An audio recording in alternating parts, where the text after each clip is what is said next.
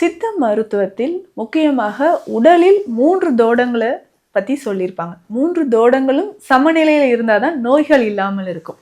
இந்த வாதம், பித்தம், கபம், இந்த 3 தோடங்களும் சமநிலையில் இருக்க எந்த மாதிரியான உணவுகள், அதை எப்படிங்க நம்ம கண்டுபிடிக்கிறது அப்படின்னு கேட்டிங்கன்னா, பொதுவாகவே வாதம் அதிகரித்தா நிறைய சிம்டம்ஸ் தெரியும். ஏன்னா பல பதிவுகளில் உங்களுக்கு நான் சொல்லியிருக்கேன். ஸோ அதை ஃபாலோ பண்ணிட்டு நிறைய பேர், மேடம் எனக்கு இதெல்லாம் இருக்குது, கண்டிப்பாக வாதம் தான், நீங்கள் சொன்ன அந்த ஹோம் ரெமடியும் செஞ்சால் கொஞ்சம் பெட்டராக இருக்குது. 3 தோடங்களையும் எப்படிங்க நம்ம சமநிலையில் வச்சுக்கிறது? ஒவ்வொருத்தருக்கும் உடலில் இந்த 3 தோடங்கள் சமமாக இருந்தால் மட்டும்தான் உடல் ஆரோக்கியமாக இருக்கும். ஸோ அதற்கான சில வழிமுறைகள் என்னன்றதும் நம்ம எல்லாமே எடுக்க கொஞ்சம் கொஞ்சமாக நம்ம உடலில் இருக்கக்கூடிய இந்த கழிவுகள் வெளியேறுது, 3 தோடங்களும் சமநிலைப்படுது.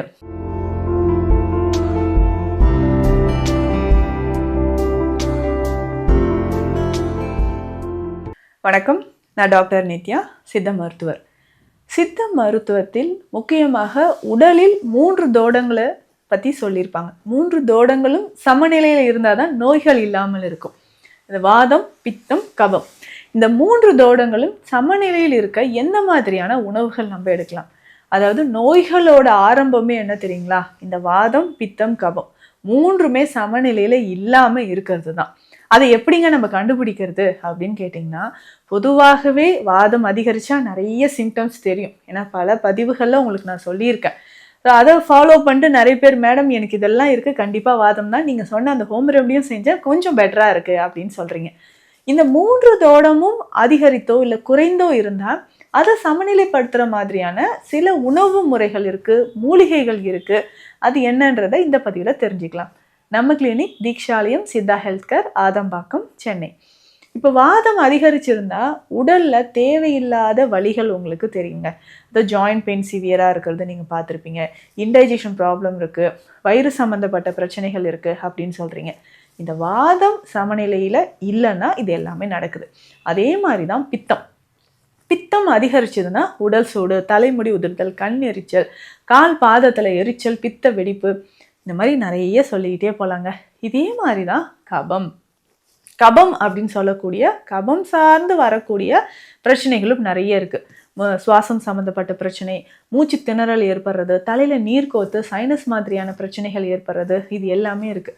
அப்போ இந்த 3 தோடங்களையும் எப்படிங்க நம்ம சமநிலையில் வச்சுக்கிறது? ஒவ்வொருத்தருக்கும் உடலில் இந்த 3 தோடங்கள் சமமாக இருந்தால் மட்டும்தான் உடல் ஆரோக்கியமாக இருக்கும். ஸோ அதற்கான சில வழிமுறைகள் என்னன்றதும் நம்ம தெரிஞ்சுக்கலாம். அப்போ பேசிக்காக இந்த 3 தோடங்களையும் சமநிலைப்படுத்துறது நீராகாரம் நம்பர் 1 அப்படின்னு எடுத்துக்கிட்டோம்னா. நீராகாரம்னா என்னன்னு யோசிக்கிறீங்களா? நிறைய பேர் தெரிஞ்சிருக்கோம்.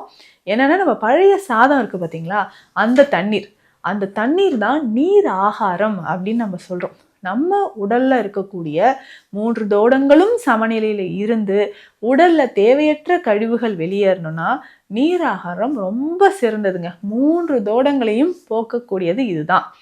அப்போது நம்ம இந்த பழைய சாதம் வாரம் 3-4 முறை நீங்கள் எடுத்துக்கலாம். அடுத்தது, இது ரொம்ப முக்கியமானது. அடுத்தது நம்பர் 2 என்ன? 3 தோடத்தையும் சமநிலைப்படுத்துறது என்ன அப்படின்னு கேட்டிங்கன்னா, இஞ்சி மற்றும் சுக்கு, இது ரெண்டுமே 3 தோடத்தையும் சமநிலைப்படுத்தக்கூடியது. அதாவது வாதம் சம்மந்தப்பட்ட வலிகளுக்கும் சரி, பித்தம் அதிகமாக இருந்தாலும் இஞ்சியை நம்ம பயன்படுத்துவோம். அதுக்கப்புறம் சளி தொந்தரவு, தலைவலி, இதற்கு நம்ம சொல்லவே வேண்டாம், இஞ்சியும் சுக்கும் நம்ம பயன்படுத்துவோம். இது இஞ்சி, சுக்கு இந்த வாதம், பித்தம், கபம் 3யுமே போக்கக்கூடியதுங்க. ஸோ அதிகமாக பித்தம் அதிகரித்து எனக்கு வாந்தி வர மாதிரி இருக்குது, வாய் கசப்பு தெரியுது அப்படின்னு நம்ம சொன்னீங்கன்னா, அந்த டைமில் உங்களுக்கு வாய் கசப்பை சரி செய்கிறதுக்கு இஞ்சி தாங்க பயன்படுது. சித்த மருத்துவத்தில் இஞ்சி மணப்பாகு, இஞ்சி லேகியம், இஞ்சி சுரசம், இது எல்லாமே இருக்குது. இஞ்சி சுரசம் வீட்டிலே நம்ம செஞ்சுக்கலாம், ரொம்ப ஈஸி. அதே மாதிரி இஞ்சி மணப்பாகு இருக்குது, இஞ்சி லேகியம் இருக்குது. அந்த பித்தத்தை குறைப்பதற்கும் பித்தத்தினால் வந்திருக்கக்கூடிய இந்த இன்டைஜஷனை உங்களுக்கு குறைக்கிறதுக்கும் இஞ்சி லேகியம் பயன்படுது.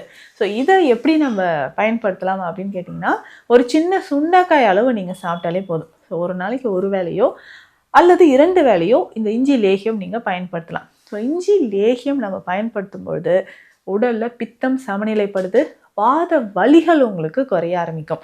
ஸோ வாதம் சேர்ந்து வயிற்றுல வாதம் சேர்ந்துருச்சுன்னா வயிறு உப்புசம், அடிக்கடி காற்று பிரிதல் ஏற்படுறது, இதெல்லாம் சொல்கிறோம் இல்லைங்களா, அது சரியாகிறதுக்கு உங்களுக்கு இஞ்சி லேகியம் பயன்படுதுங்க.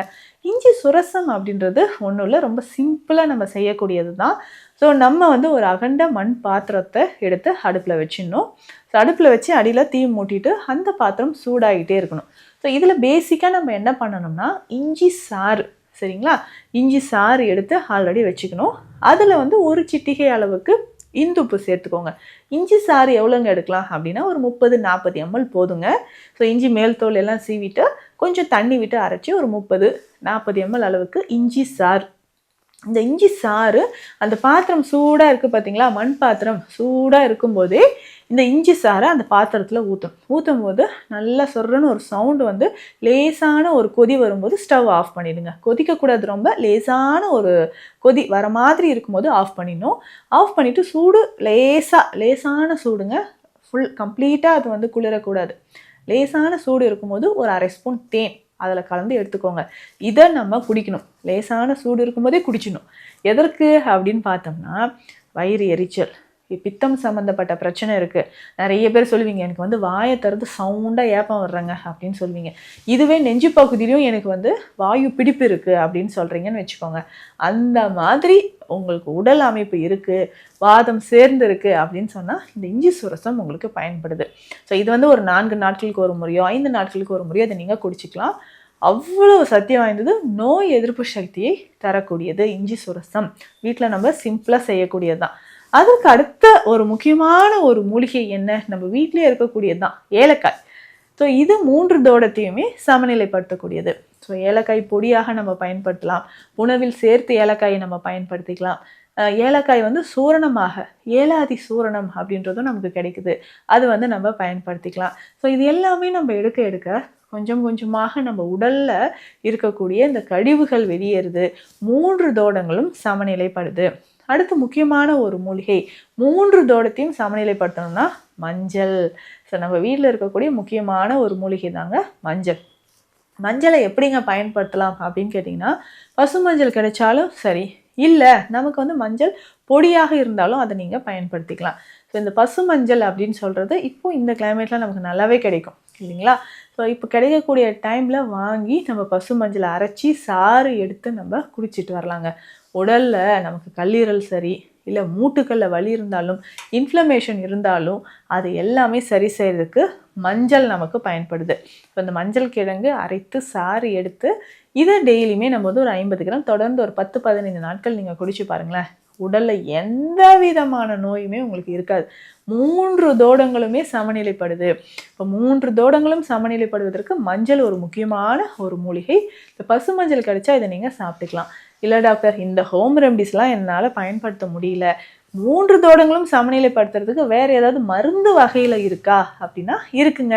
நம்ம ஸ்பெஷல் மெடிசன் திரிதோட சமனி சூரணம் கொடுத்துட்ருக்குறோம்.